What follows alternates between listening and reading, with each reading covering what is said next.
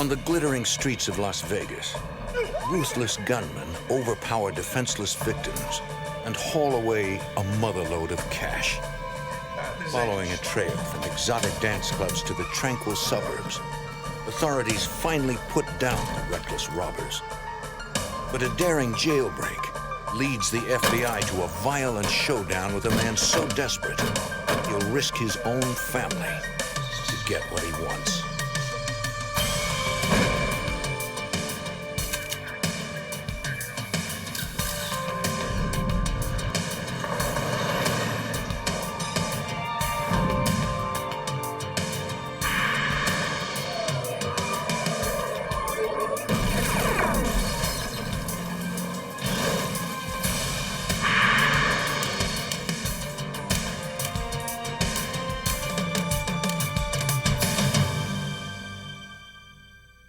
In Las Vegas, a gang of robbers target an ATM repository and hit the jackpot. They take over $1 million in cash, the largest heist in Las Vegas history. I'm Jim Kallstrom, former head of the FBI's New York office. The robbery was well planned and precisely executed. The FBI and local police struggled to identify and track a desperate criminal whose tendency for violence turned a robbery into a case of murder.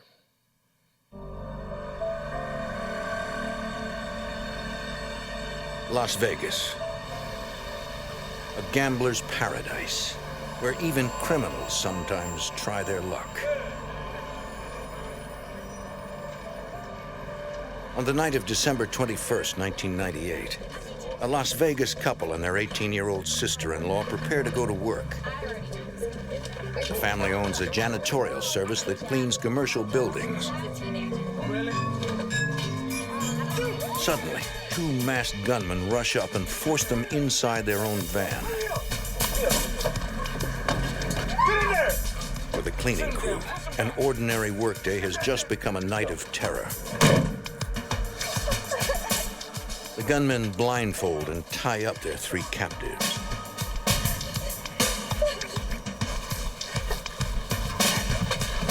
Well, shut her up! What are you looking at? Sit still. Sit still. Don't move. They can hear the gunman talking to a female accomplice on a radio. Let's go. Let's go. Car 2, are you in position? The gunmen seem to know the janitor's routine. They drive around until 11 p.m., the time they are scheduled to begin work at the Bank of America building. The gunmen even park where the janitors routinely park their van. Let's go. Your feet down. Let's go, girl. Get out of here. Next. The building is Bank of America's central ATM repository in Las Vegas. Let's go.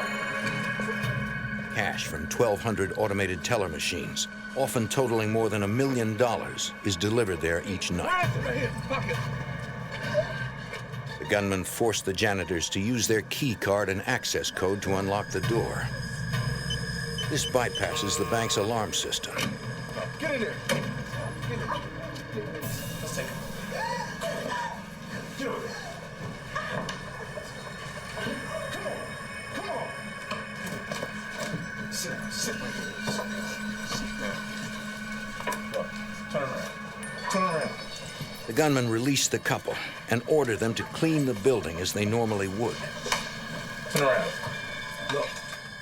They keep the wife's sister hostage to ensure the couple complies with their orders. She is dead. You hear me? She's dead. Act like you're clean. Get out! Now! Get out.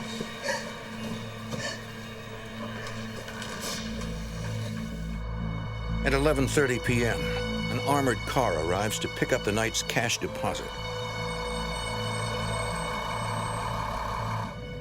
Following a standard security protocol, the two guards first call the bank security company to ask if there have been any unauthorized entries. We're checking out the parking lot. The only thing. The alarm company reports that the only people inside are the janitors.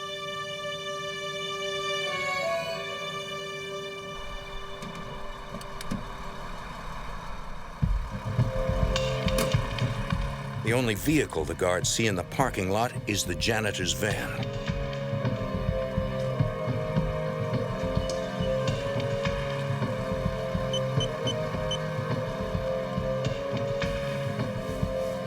Inside, everything seems completely normal.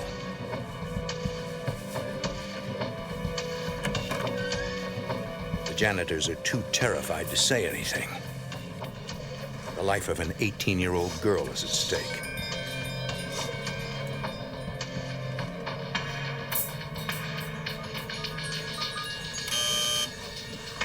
The guards open the vault containing $1,088,000, shrink-wrapped and ready for pickup.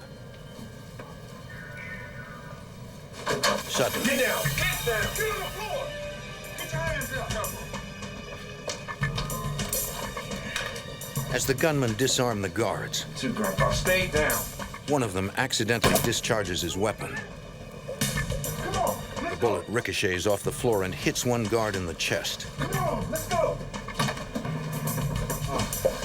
What happened? Oh, been shot. Hang on.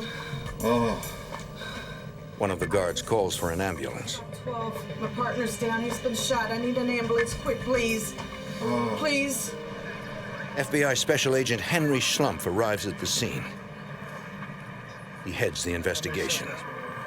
Everybody was very scared, and it took a little while to calm everybody down and to get a story as to what exactly happened. And the descriptions that we got, because the subjects were masked, were very general in nature. We were looking for two males who were either white, black, or Hispanic, 6 foot, 6'3", and about 200 pounds. That was basically all the description that we had. With little to go on, every detail is important. The janitors told us that when the subjects first entered the bank, they were a little taken aback at the number of video cameras that were in the bank. That indicated to us that they had not been inside before. This suggests that the robbery may not have been an inside job.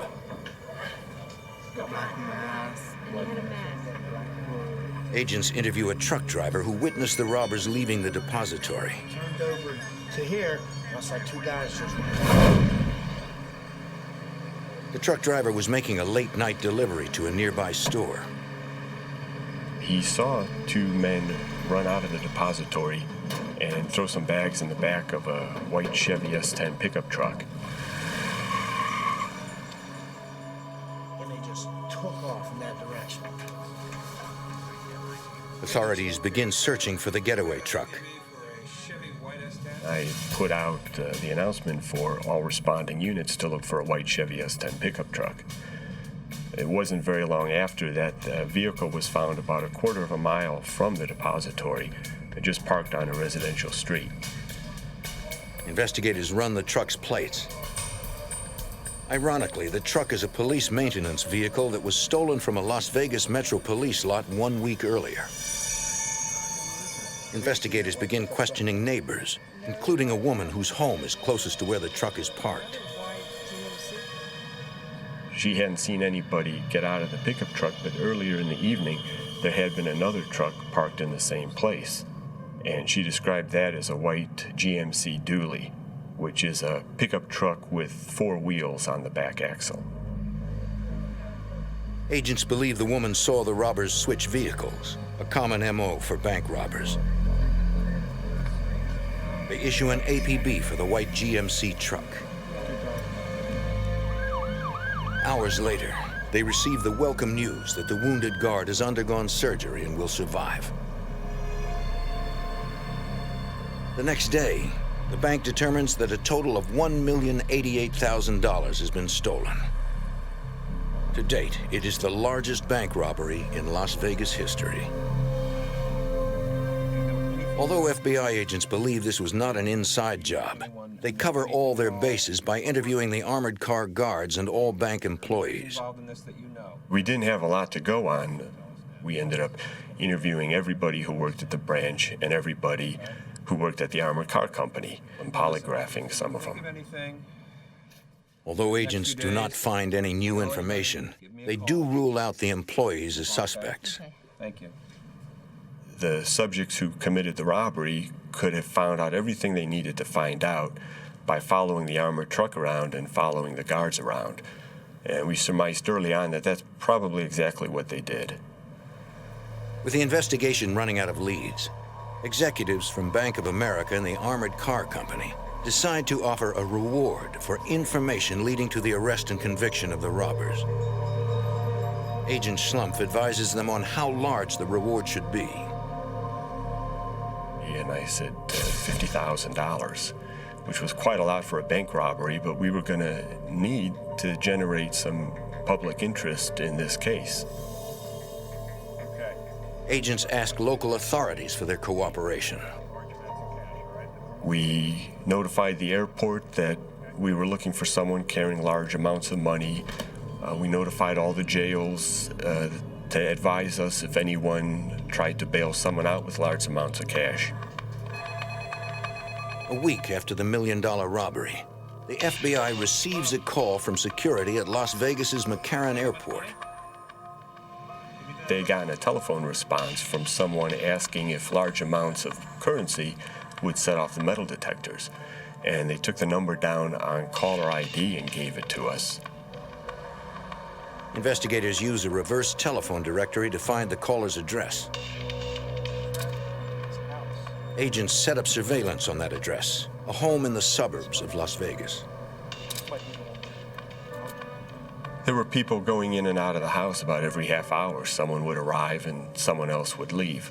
But it's curious, and I kind of like to know what's going on.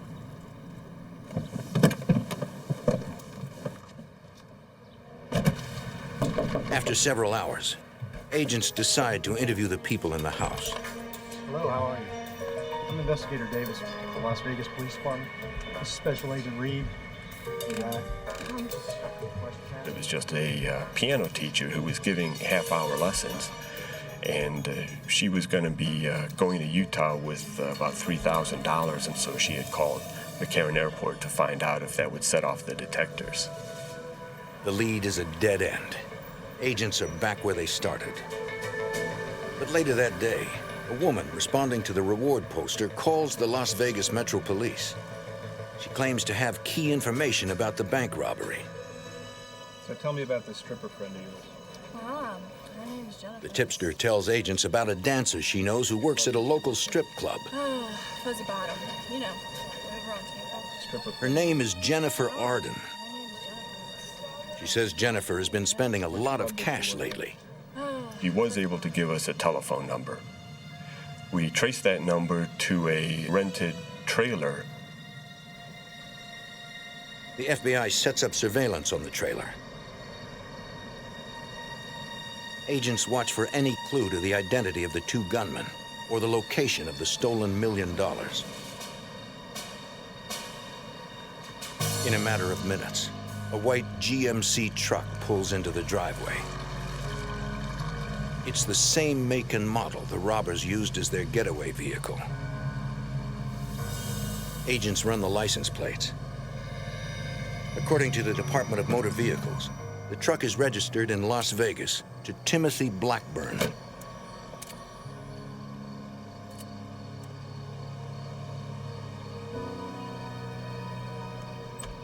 The driver enters the house and leaves minutes later.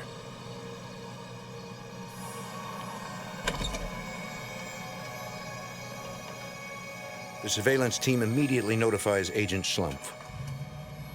The sighting of the GMC pickup gave us enough probable cause to get a warrant for the trailer.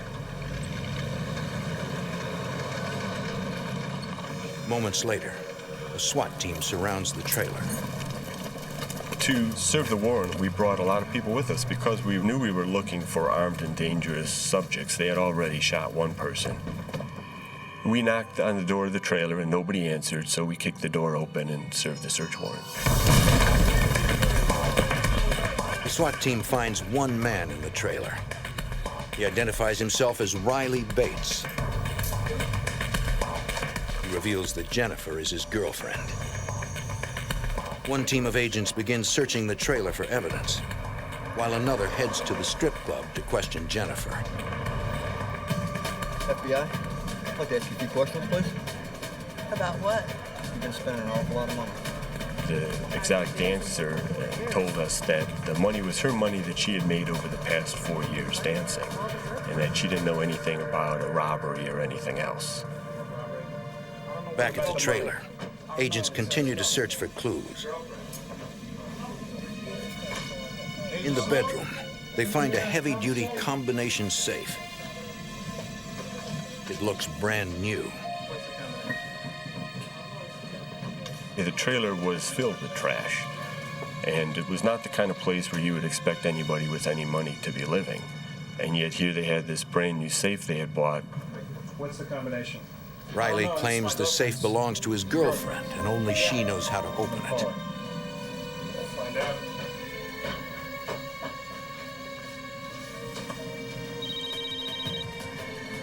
Agent Durham, may I help you? Jennifer, what's the number to the combination of the safe in The your cell? agent asks Jennifer for the combination, It's not my safe, it's my boyfriend's. but It's not she my says safe. Riley How would has I know it. the combination? Do you hear that? She said she doesn't know what the combination to the safe is. The safe belongs to her boyfriend. So we go back to Riley Bates and tell him that his girlfriend said he had the combination, so then he told us the combination. Yep, that's it. Inside the safe, the FBI finds $50,000 in cash and bags of marijuana. I told you, man, I was selling pot. I told you. Riley insists that he made the money by selling marijuana and claims he knows nothing about the robbery. Agents strongly suspect he is lying. But with over $1 million missing, where is the rest of the money? Las Vegas, December 1998. A team of violent bank robbers shoot an armored car guard and flee with more than $1 million. A tip leads the FBI to a rented trailer and a brand new safe containing $50,000. Bunch of cash in here. Jennifer Arden, an exotic dancer, claims she earned the money dancing. Her boyfriend, Riley Bates, says he made the money selling marijuana. Now agents must find the rest of the money. Over $1 million in cash. The FBI calls in one of their top interviewers, Special Agent Brett Shields, to try to get the truth from Riley. Where's that money from? You're getting a lot of trouble here. We tried to remove him from his comfort zone and took him out to my car where he's a little bit more on edge rather than at the comfort of his own home. John Pye. Yeah. You're gonna get in a lot of trouble here. Yeah, Riley Bates was a shifty little guy. He knew he was in a tough position because we'd found the money in the trailer. He tried to maintain that it was profits from the marijuana that was found in the safe. It wasn't believable that he was that successful and he's still living in a single wide trailer. You're gonna be in a lot of trouble here, you know that? I don't know what you're selling pot. We had gotten convinced that we can help him out on the marijuana charges and he doesn't want to get tied up into the $1 million bank robbery. He said, I didn't commit any robbery. So now Agent Shields and I know, we're probably about 2 questions away from finding out who did. So we said, okay, Riley, you didn't commit the robbery, but I believe you know who did commit the robbery. And he said, my brother Robert and his friend Tim. It's my brother and his friend Finn. Really? Yeah. Well, where is Tim right now? I don't know where they are right now. Riley claims that he doesn't know where his brother Robert is. Where are they? But I don't know where they are. But inside the trailer, agents find gaming chips and receipts from the Luxor, a casino on the Las Vegas Strip. So we sent a couple agents to the Luxor, and they contacted management, and sure enough, Robert Bates was staying there.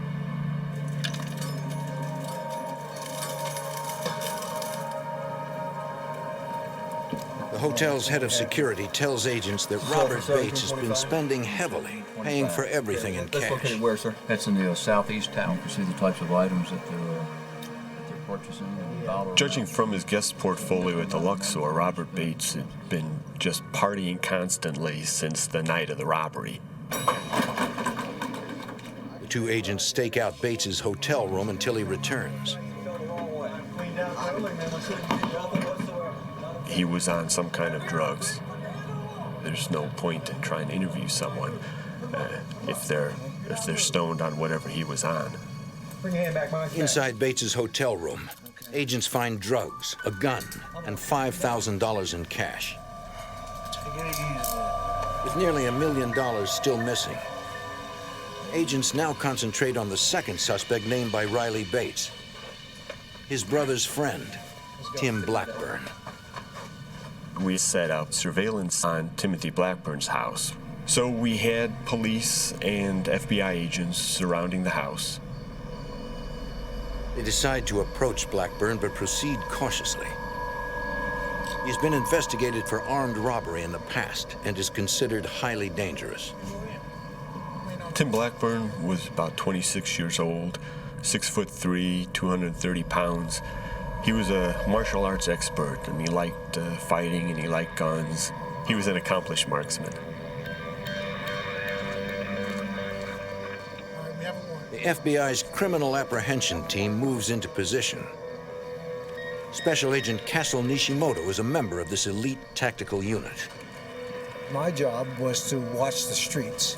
I knew he was armed, but I wasn't particularly scared at that point because I felt confident that I would be able to spot him, and from where I was watching.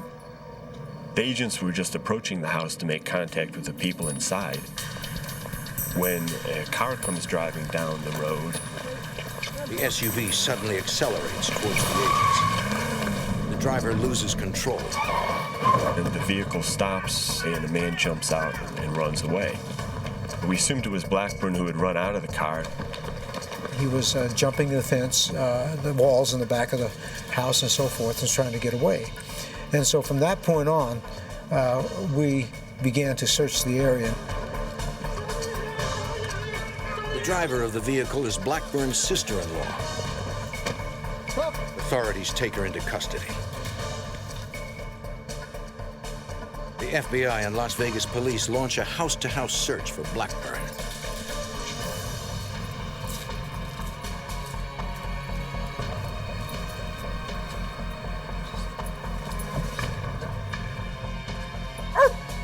Two blocks away, a canine unit picks up the fugitive's scent. Got me. Come on out. You got me. Move it. Your hands. Don't leave us in the dog. Come on. Blackburn was found by a canine unit hiding under a deck in someone's backyard. He had a mask and he had an ankle holster. Fortunately for the canine officer, the holster was empty. There's nothing in it, man.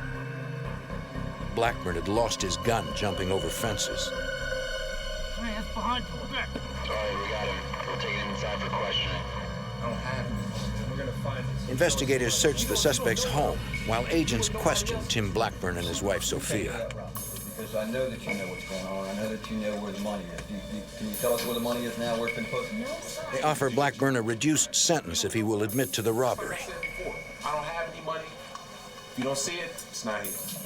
He refuses. Investigators continue to search the house. An evidence response search is very methodical. It's not just everybody running around to where they think something might be hidden. Everything is photographed first, and then the search progresses room by room, and then the outside is usually done at the end. They find some flex cuffs, like were the same type that the janitors had been bound with, and they found some walkie-talkies and some other surveillance equipment.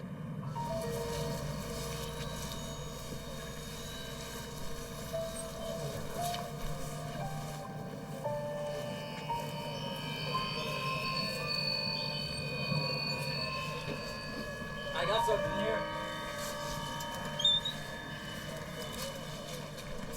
Early that morning, in Blackburn's backyard, they find several duffel bags inside the doghouse. I just couldn't believe that he put the money in the doghouse. And then on second thought, I thought, well, maybe that might not be a bad place to put the money, since nobody looks there. It's just an innocuous place. Investigators recover more than $900,000, 90% of the stolen money. It took about 10 hours to count it. So by 4 o'clock that afternoon, we knew we had the money from the Bank of America robbery. The The U.S. District Court charges Tim Blackburn and Robert Bates with bank robbery, kidnapping, carjacking, and using a firearm in the commission of a violent crime. They are held at the North Las Vegas Detention Center. But the FBI's work is unfinished. They believe that Blackburn and Bates were not working alone. We knew that there was probably someone else involved in the robbery, that it was too much logistically for only two people to do. You know, your husband was... Agents suspect Sophia Blackburn might be involved because her story does not seem credible. I was at the house several times to talk to Sophia Blackburn. Sophia claimed to have no knowledge of the robbery, and in fact, she provided an alibi for Tim Blackburn on the night of the robbery. She said she was with him the whole night. She couldn't account for the money that they found or the other items that were in the house. She was worried because her husband was in jail and she had two young daughters to raise herself. So she was claimed to be cooperative, but she would have these stories that were in no way even close to plausible. But that's what she was going to stick with. And, there was not going to be really any way to talk her out of them. There was no way that she was ever going to give us any information that would implicate Tim Blackburn. On August 11th, 1999, 7 months after the $1 million robbery, Sophia visits her husband in jail. You can't tell him where I am. She secretly uses a tiny tool on her keychain to loosen the screws securing the divider window. That's good. So my babies are doing all right, huh? Babies are great. As the visiting room guard leaves to escort a prisoner,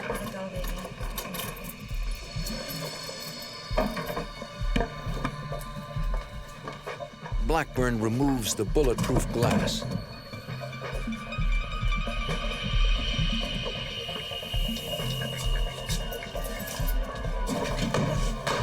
Tim Blackburn climbed through the window and dived into the sally port. The one door closed and the second door opened before anybody realized what he had done. As soon as the second door opened, he was just climbing over everybody in the sally port and he ran outside. Sophia retrieves a gun she had hidden earlier and tosses it to Blackburn. All the alarms are going off, and guards outside knew that there was a jailbreak. As the Blackburns try to get away, they face startled guards in a violent shootout. August 11th, 1999. Timothy Blackburn, accused of the biggest bank robbery in Las Vegas history, breaks out of jail with the help of his wife, Sophia. FBI Special Agent Henry Schlumpf. They tried to arrest Blackburn, but he shoots at them. This pickup truck that's sitting in the lot was going to be his escape vehicle. But the guards are returning fire. Blackburn is forced to abandon the truck. Suddenly, his wife Sophia roars up in an Isuzu rodeo.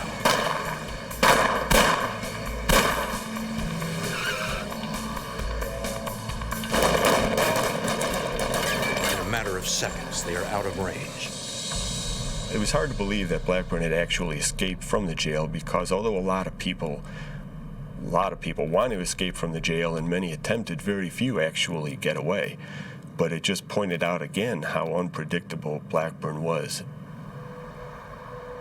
Looking for leads, FBI agents Henry Schlumpf and Brett Shields tracked down the suspect's relatives. Blackburn was going to have to go someplace to get some help. Agents check out an apartment building where Blackburn's sister-in-law lives. Parked out front, they find the same Isuzu rodeo used in the jailbreak. They run the plates and discover it belongs to Blackburn's wife, Sophia. We see the truck in the parking lot. So now our heart's racing just a little bit more. Adrenaline's pumping. Since he was in federal custody, it falls under the U.S. Marshal's jurisdiction as well. So I called some Marshal friends of mine. We're sitting on this truck, not knowing if he's going to come back out to this truck, and we're going to have a confrontation right there before the Marshals get there.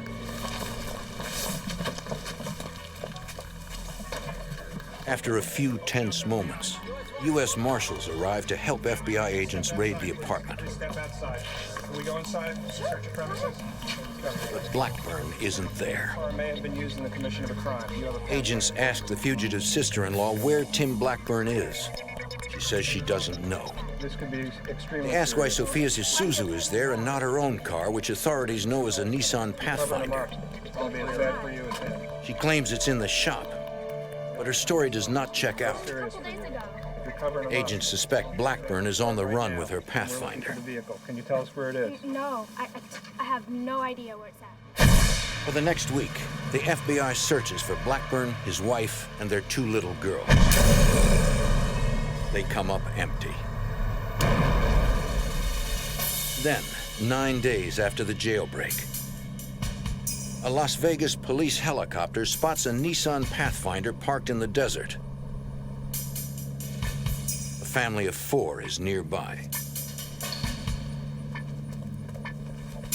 The FBI and Las Vegas police arrive in force. Now we have no shot. Special Agent Castle Nishimoto leads the FBI SWAT team. We were located on a ridgeline quite a bit above them, and there was a valley between us.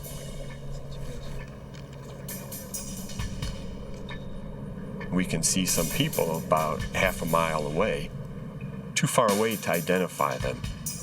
If law enforcement tries to move any closer, they will have to move through an unprotected open space. We had to keep our distance from these people, because if it was Blackburn, he is a marksman. Nevertheless, Agent Schlumpf daringly volunteers to drive down for a closer look. It did take some courage, because the only coverage he had would have been the snipers. And they had at least 300 or 400 yards shot, as I recall.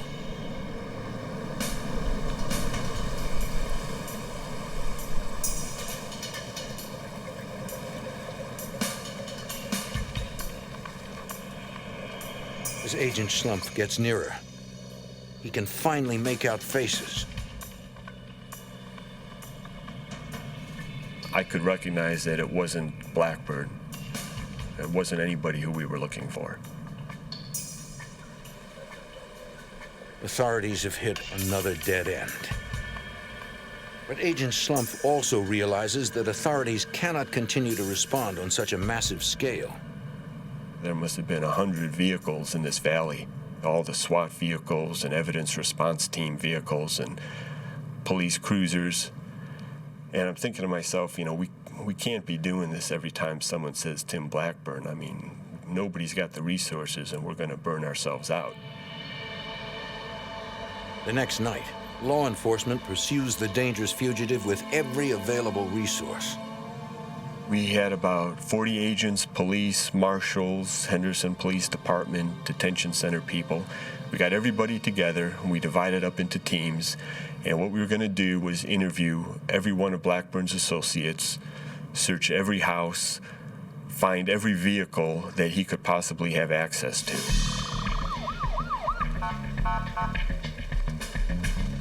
U.S. Marshals tell the FBI they have spotted the fugitive. We arrive right as they're taking down what they believe is Tim Blackburn. I could tell right away it wasn't Tim Blackburn, it was his brother. His brother is a younger, slightly smaller version of Tim Blackburn, very similar in appearance. As we're IDing him, what we notice is that his driver's license was brand new. He had just gotten it the day before. So we asked him, well, what happened to your old license? On the hood. Blackburn's brother claims he lost his license. But agents suspect he gave it to the fugitive to use as a fake ID. In the car, agents find a note from Tim Blackburn. In it, he asks his brother to get him some money. A man who once had $1 million in his possession now needs a loan to survive. We decided to arrest him for aiding and abetting a fugitive. So that's what we did. We arrested Tim Blackburn's brother. Authorities also arrest Blackburn's sister-in-law for lying to federal authorities when she said her Nissan Pathfinder was in the shop. With two of his family members in custody, agents develop an ingenious plan to lure Tim Blackburn into the open.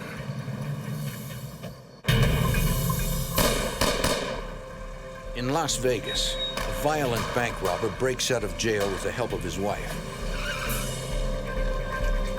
After 3 days of eluding authorities, agents decide to turn up the heat on the dangerous fugitive. One of the people we wanted to talk to that night was a close friend of Blackburn's who worked as a bouncer at a local gentleman's club. Most people who knew Blackburn either liked him or were afraid of him, and neither opinion was really conducive to providing information to us. His friend was really no exception. He didn't want to tell us anything, but eventually what he told us was that Tim Blackburn had called him at the time he was escaping. Blackburn had called up and said, I'm out, and this friend could hear the sirens and stuff in the background. You're the last guy that we know of. So I told this friend, you are the last person who Tim Blackburn talked to that we know about, and I think he's going to call you again. And when he does, we want you to tell him that we've arrested his brother and that the people who have assisted him are going to have to pay for what they did to help him. This putting pressure on Blackburn was an effort to try to get him to realize he couldn't really escape, to get him to turn himself in wherever he was at. The next morning, this friend called me up and told me that, sure enough, Tim Blackburn had called him again, and that he had told him that I'd arrested his brother and his sister-in-law. And, I asked him what did Blackburn say, and he just said he was mad. 2.5 weeks after the jailbreak, FBI agent Henry Schlumpf learns that Blackburn may have returned to Las Vegas. I got a phone call from a Las Vegas SWAT officer. He had just met someone who gave him some information regarding Blackburn's whereabouts in Las Vegas, which to my mind was doubtful. I doubted Blackburn was in Las Vegas. But I asked the officer to ask this fella if he knew the names of Blackburn's daughters. And sure enough, this informant did know the names, so at least we knew he did know Blackburn. The informant claims Blackburn is staying at a motel that caters to long-term guests. Agent Schlumpf and 2 Las Vegas SWAT officers rush to the location.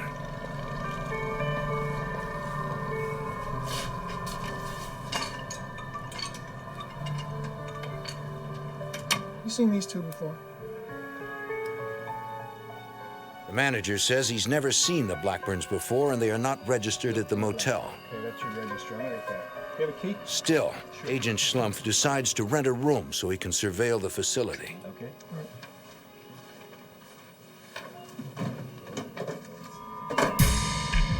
SWAT officers call in the license plates of every vehicle in the parking lot. None of them are reported as either stolen or owned by any of Blackburn's relatives. The motel tip is beginning to look like another false lead. The FBI does not give up. They begin checking every apartment. So what we decided to do was to perform a ruse. We would have a complex security guard just start knocking on doors and notifying the residents of noise complaints. I'm there watching, and the door opens, and Sophia Blackburn comes out to talk to the guard. I couldn't believe it. There she was. She looked happy and smiling and well-rested, better than I'd ever seen her. She did not look like she'd been on the run for 17 days. Suspecting that Blackburn is hiding in the apartment, Agent Schlumpf calls for immediate backup. The criminal apprehension team in Las Vegas SWAT arrive within minutes. SWAT responded right away. More agents came, and a lot of patrol units, marshals came. And what we did was we started evacuating the complex. Every apartment was evacuated except, of course, for the one where we thought Blackburn might be. And then we did what we do in 99% of our fugitive cases. Our criminal apprehension team placed a call into the apartment. I need to talk to Timothy Blackburn. What they do is they tell the person in there, look, we know you're there. You're surrounded. There's no way that you can get out. So come on out. Look, we just want to find a nice, peaceful way to end this whole thing. So I'm waiting for Blackburn to come out, and I'm deciding, where are we going to take him? Back to the jail he escaped from or to a different facility? And that was my mindset. If he was in there, he was going to come out. But he doesn't. Agent Slump, he wants to talk to you. The apprehension team person was on the phone, and she says he wants to talk to you. Hello, Tim. And sure enough, it was Tim Blackburn. And my job was just to keep him talking on the phone, because as long as he's talking on the phone, he's not shooting anybody. When I first started talking with Blackburn, I was kind of commiserating with him, telling him, it must have been hard being on the run for the last 3 weeks. Hey, I took the kids to San Diego. Have you ever been So to San here he Diego? was, maybe 10 minutes from Mexico, and he didn't go there. He came back to Las Vegas. Agent Slump cannot understand why Blackburn has returned, but is even more concerned that his children may be with him. Why don't we just talk about... Then his worst fears are realized. He hears the two little girls laughing in the background. There's children inside the room. Repeat, there's children inside the room. The SWAT team set up outside the apartment, and they were there to initiate a hostage rescue if Blackburn turned violent and started hurting any of the people in the apartment, Sophia and their two little girls. He says, Henry, I don't suppose you can just let us go. And I told him, I can't do that. I'm not going back to jail, man. I'm not going back to jail. Look, I don't want my kids to visit me in jail. Tim was set on not going back to jail. He said he just wasn't going to go back. And, after shooting a guard, there's no way any of that is going to go away. Slump worries that Blackburn may be suicidal. Hey, Tim, it's time to come in, buddy. Authorities now face a dangerous scenario. A hostage barricade situation involving an armed man, his wife, and two small children. Look, I'm not going back, man. That's just it. I'm not going back to jail. I'm not going back. The FBI and police SWAT teams surround a motel just off the Strip in Las Vegas. A violent bank robber has barricaded himself inside one of the apartments.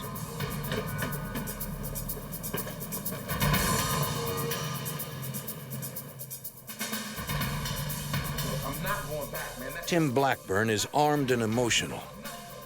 Inside the room with him are his wife, Sophia, and his two daughters.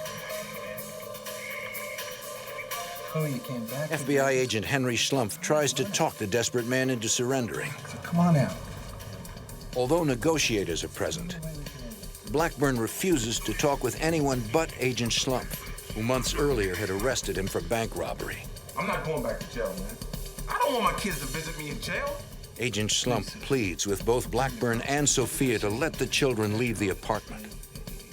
Slow it all down. Sometimes I talked with Sophia and sometimes with Blackburn. It seemed like maybe we were getting a little farther ahead talking with Sophia, but then when we take a break and she talked to Blackburn, we kind of have to start over again. He had a lot of influence with her, because he's her husband.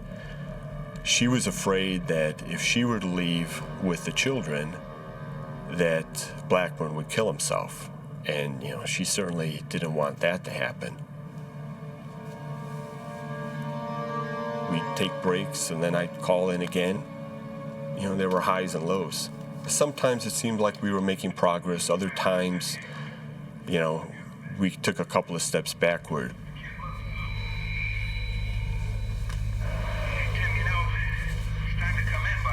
So, Henry, what's the best place to shoot myself in the head, huh? He asked me what I thought would be the best place for him to shoot himself. And I told him that we had a lot of other things that we could talk about and try to work out before it came to that. How are the kids doing?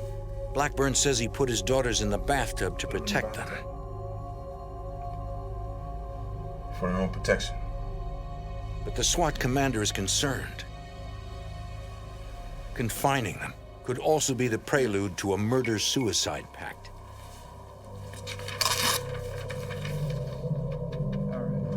The SWAT team prepares to blow the door in case they need to rescue Sophia and the children.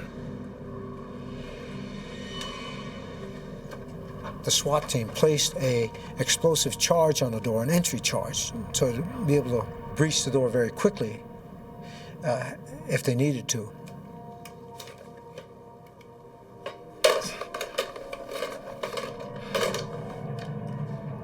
After 4 long hours of negotiation,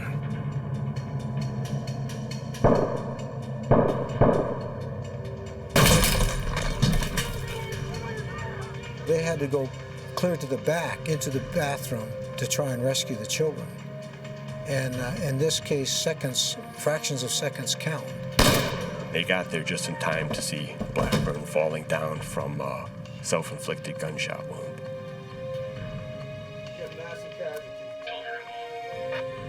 they find Sophia dead.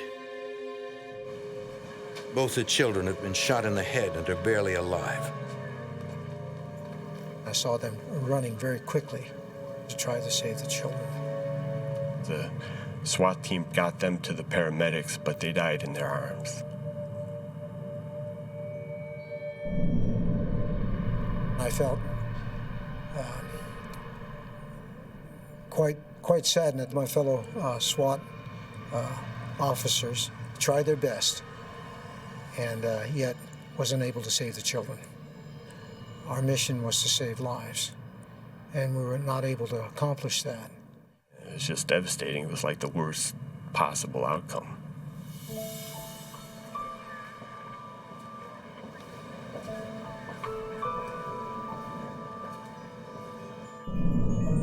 The coroner later determines that the shots that killed Blackburn, Sophia, and their 2 little girls were all fired by Blackburn himself.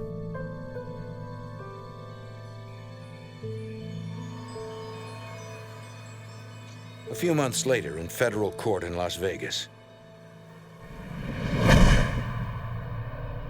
Riley Bates and his girlfriend plead guilty to possessing stolen money. Because of their cooperation, they are sentenced to only a year. Blackburn's sister-in-law is sentenced to 1 year for lying to federal agents and impeding their investigation. Robert Bates pleads guilty to bank robbery and is sentenced to 24 years in prison. Today, Agent Henry Schlumpf has made his own peace with the tragic events caused by Tim Blackburn. He's ultimately responsible for everything that happened. He came back to Las Vegas to do exactly what he did.